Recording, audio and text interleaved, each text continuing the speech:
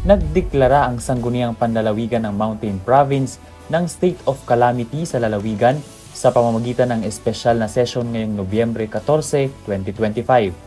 Ang deklarasyon ay batay sa rekomendasyon ng Provincial Disaster Risk Reduction and Management Council dahil sa malawak na pinsalang idinulot ng Super Typhoon Uwan. Nagdulot ng malawak na pagkasira sa social, infrastructure at agricultural sectors na lubhang nakaapekto sa kabuhayan at pang-araw-araw na pamumuhay ng mga residente.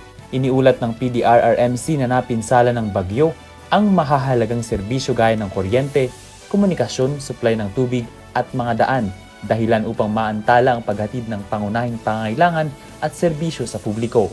Nasira rin ang maraming gusaling pampaaralan, footpaths, kalsada at tulay sa iba't ibang bahagi ng lalawigan na nangangailangan ngayon ng agarang rehabilitasyon. Sa sektor panlipunan, may naitalang 1,343 partially damaged at 69 totally damaged na kabahayan. Naiulat din ang 4 na nasugatan, 2 nasawi at 1 nawawala. Sa agrikultura, malaki ang naging pinsala sa root crops, gulay, palay, livestock, fisheries at mga infrastruktura sa agrikultura na libo-libo ang apektadong mamamayan.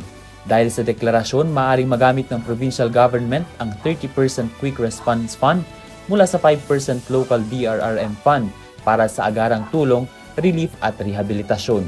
Ayon sa pamahalang panlalawigan, agad ding ipatutupad ang price freeze sa mga pangunahing bilihin upang maiwasan ang pagsasamantala.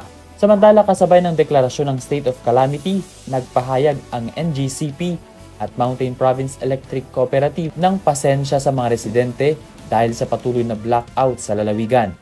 Ayon pa sa NGCP, nananatiling isolated kasi ang Banaw at Sagada substations dahil sa mga defects sa ilang bahagi ng linya. Nagpapatuloy ang kanilang corrective at restoration works sa La Trindad, Mangkayan at Mangkayan Sagada 69 kV line segments, kabilang ang mga nakatakdang shutdown para sa isolation at reconnection activities. Samantala, nagpapatuloy ang Mopreco linemen sa pag-aayos ng mga bumagsak at nakahilig na poste, pati na rin sa pag-reconnect ng mga linya. Ben Pongsila para sa Mata ng Agila, Northern Luzon, matatag, matapang, matapat.